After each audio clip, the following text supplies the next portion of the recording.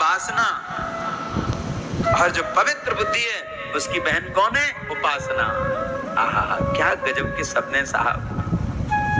कभी कभी तो हम लोगों को पता नहीं चलता ये शब्द आते कहां से हैं। तो जो वासना है वो संशयात्मक बनाती है और जो उपासना है वो पवित्र बना देती है, वो आनंदित कर देती है। तो हम उपासना करें। अगर वासना को खत्म करना है तो उपासना बहुत आवश्यक है। सज्जनों, धुंधली के उस गलत निर्णय का गलत प्रभाव हुआ। उसने वो संत का फल गैया को खिला दिया और स्वयं नहीं खाया। अपनी ही बहन का बेटा ले लिया, बोले तुझको मैं धन दे दूंगी, और उसने धन दिया, बेटा ले लिया। अब तो नामकरण हुआ तो पंडित जी ने सोचा थोड़ा अच्छा सा नाम रखें। हमारा नाम आत्मदेव है, अपने बेटे का नाम परमात्मदेव रखेंगे। अब वो धुंधली आई, बोले 9 महीने कष्ट हमने झेले और तुम नाम रखोगे। मेरा नाम है धुंधली और मेरे बेटे का नाम धुंधकारी होगा। इसलिए मैं माताओं से निवेदन करना चाहूंगा, आजकल नाम थोड़ा सा सावधान होकर रखिएगा। नामों का भी बहुत बड़ा प्रभाव पड़ता है। हाँ, बच्चों के नाम हो भारतीय संस्कृति के अनुसार हो, ऐसा नहीं कि किट्टू, पिट्टू, चिंटू, मिंटू, सिंटू, ये सब बातें, ये सब नाम अच्छे नहीं। हाँ, तो सज्जनों थोड़ा सा सावधान, हम लोग कथाओं से कुछ सीखें। अब उसका नाम धुंधकारी रखा गया, नाम से ही पता चल रहा है क्या करेगा, और वो आतंकवादी हो गया। वो बहुत बड़ा राक्षस प्रवृत्ति वाला जीव हुआ, और जो गैया को फल खिलाया उसका परिणाम हुआ गौकर्ण। आहा, वो क्या नहीं हुआ है। तो सज्जनों, अगर हम अपनी इंद्रियों को ज्ञान का फल खिलाएंगे तो हमारे जीवन में गौकर्ण पैदा होगा। और अगर हमने वो संशयात्मक बुद्धि के कारण वासनाओं से प्रेम करके, वो वासनाओं का संगत करके अगर वो फल न खा करके ज्ञान का, वासनाओं का सेवन किया तो हमारे जीवन में धुंधकारी आएगा और फिर रोने के अलावा कुछ बचेगा ही नहीं। इसलिए मेरी माताओं, अगर आप चाहती हो कि जीवन का संकट दूर हो जाए तो ज्यादा से ज्यादा भजन करने की आवश्यकता है। न बेटा सुखी कर सकता है, न बेटी कर सकती है, न बहू कर सकती है। अगर आपको कोई सुखी कर सकता है तो केवल और केवल भगवान का भजन। इसलिए भजन करने की आवश्यकता है। धुंधली ने उस बच्चे का नाम धुंधकारी रखा। कुछ दिनों के बाद वो शराब पीने लगा, मांस भक्षण करने लगा, चोरियां करने लगा। अब एक धुंधकारी के कारण हुआ क्या, ये सुनिएगा। पिताजी को लगा, बोले ऐसा तो बेटा नहीं होता, वही अच्छा था। जब घर में ये आवाज आने लगे ना, बोले तुम चुप रहो, कुछ भी नहीं जानते हो, तो माता और पिता का मन बहुत दुखी होने लगता है और उनको लगता है हे भगवान, अब हम कहाँ जाएं? बुढ़ापे में कहीं जा भी तो नहीं सकते, कहाँ जाना है? तो सज्जनों, जैसे ही धुंधकारी को देखा कि उसका बेटा शराब पी रहा है, आत्मदेव के घर में कभी प्याज लहसुन का भी प्रयोग नहीं हुआ। नहीं खाना चाहिए सज्जनों। अब तक खाया, खूब खाया, अब बंद कर दीजिए। हो सके तो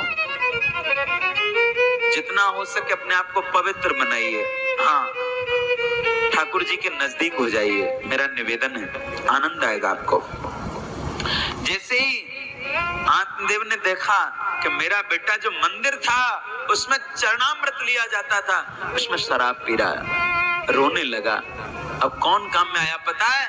उस संत का फल था, उसके द्वारा जो गौकर्ण हुआ, वो ज्ञानी बेटा।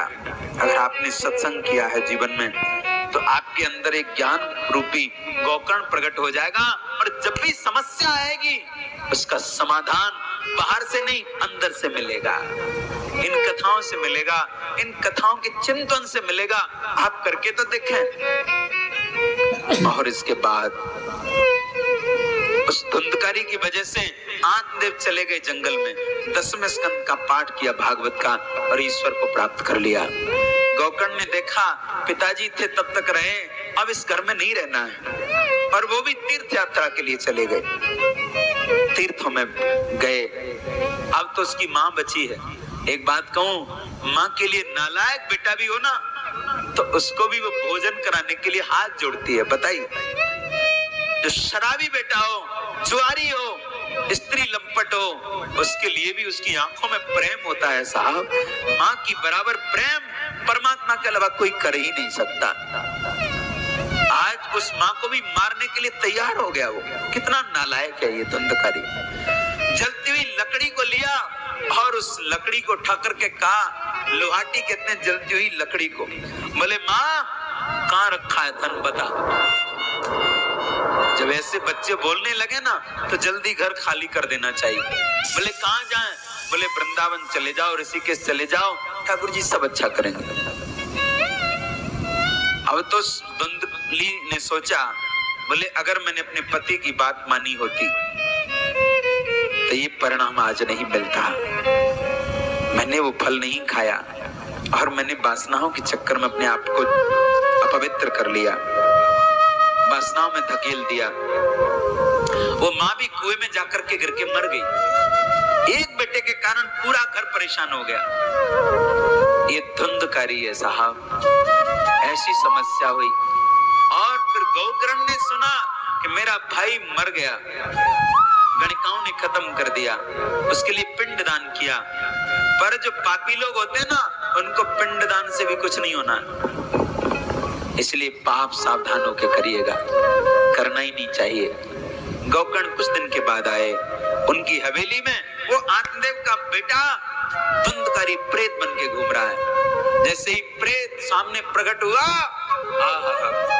हम जैसा कोई पंडित होता रोने लगता, परंतु गौकर्ण तो आत्मज्ञानी है। उन्होंने कहा प्रेत से, बोले भैया क्यों रोते हो?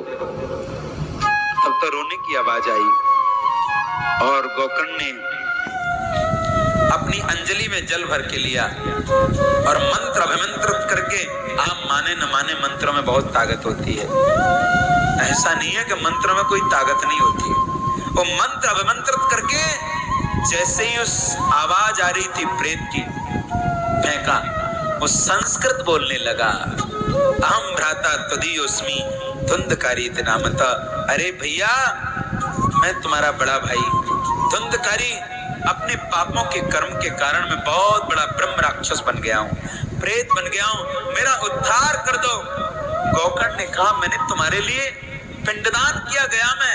बोले गया में 100 बार पिंड भी करो ना तब भी मेरा मोक्ष नहीं हो सकता, क्योंकि मैंने सबसे बड़ा पाप किया, अपनी माँ को सताया, अपने पिता को पीड़ित किया, और माँ और पिता को सताने वाले कभी सुखी नहीं हो सकते, नरक में भी जाने के बाद भी नहीं। इसलिए सावधान, आप और हमसे कोई ऐसी गलती ना हो कि हमारे माँ बाप हमारी बदौलत दुखी हो जाएं। जो मेरे जवान भाई बहन हैं और जो यहाँ आए हैं, उनसे कहो कि कथा सुने। घूमना फिरना जिंदगी भर का है, क्योंकि जब तक कथा नहीं सुनेंगे तब तक सुधरने का कोई मतलब नहीं है। कथा ही जीवन को सुधार सकती है। सज्जनों, जैसे ही धुंधकारी के लिए सोचा और गौकर्ण ने कथा रखी, भगवान भास्कर सूर्य भगवान से कहा, और ये कथा कब हुई? जब कलयुग 350 वर्ष निकल गया। अब कलयुग को 5100 वर्ष हो गए मेरे बंधु। ये केवल जब कलयुग 350 वर्ष निकला था तब ये घटना घटी। अब तो धुंधकारियों की कमी नहीं। अब तो अक्सर घरों में धुंधकारी पैदा हो रहे हैं। गौकर्ण कहाँ पैदा होता है? भगवान न करे किसी के घर में धुंधकारी पैदा हो। उस माँ से पूछिए, उस पिता से पूछिए कि उसको पीड़ा कितनी होती है। पल पल मौत मांगते हैं साहब, मृत्यु को मांगते हैं। भगवान हमारी मृत्यु क्यों नहीं हो जाती? पर मांगने से तो मौत भी नहीं मिलती है। हाँ, जो आपने कर्म किया है उसका फल आपको हमको मिलेगा। सज्जनों, भगवान भास्कर सूर्य भगवान से कहा, बोले नमो तुभ्यम जगत साक्षी, हे जगत के साक्षी, हे परमात्मा, मेरे भैया धुंधकारी का मोक्ष कैसे होगा? वाह क्या बात है साहब, अपने तो अपने होते हैं। गौकर्ण के लिए कभी कुछ नहीं किया, केवल सताया, फिर भी गौकर्ण ने मोक्ष के लिए, उसके उद्धार के लिए कथा का अनुष्ठान रखा। आहा, और जैसे ही साप्ताहिक अनुष्ठान किया, धुंधकारी का मोक्ष हो गया। दिव्य रूप धारण करके वैकुंठ से विमान आया और उस विमान में बैठ करके जाने लगा। अन्य श्रोताओं ने कहा, बोले गुरुदेव भगवान, कथा तो हमने भी सुनी, हमारे लिए विमान क्यों नहीं आया?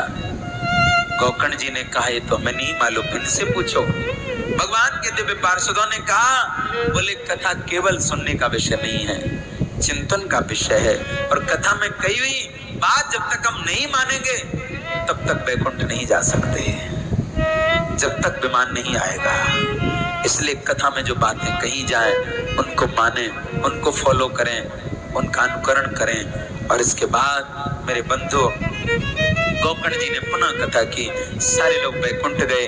कथा सुनने वाले तो वैकुंठ ही जाते हैं। अब कथा का नियम क्या है? बोले हो सके तो 7 दिन फलाहार में रहें, अगर शरीर साथ नहीं दे तो सवेरे फलाहार करें, दोपहर में भोजन करें खूब आनंद से।